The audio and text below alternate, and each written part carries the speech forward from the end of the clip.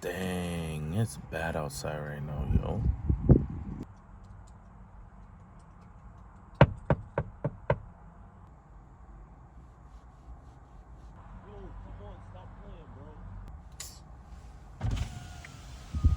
Yo, if it ain't the one and only Rick the Dasher, been looking for you, my boy.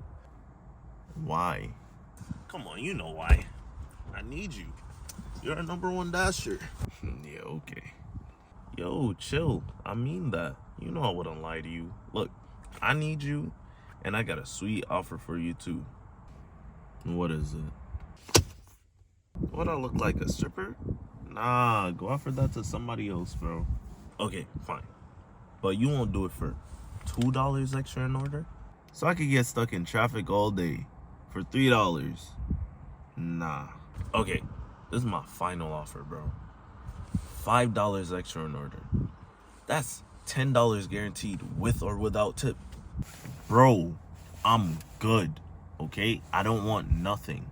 I tried. You leave me no choice.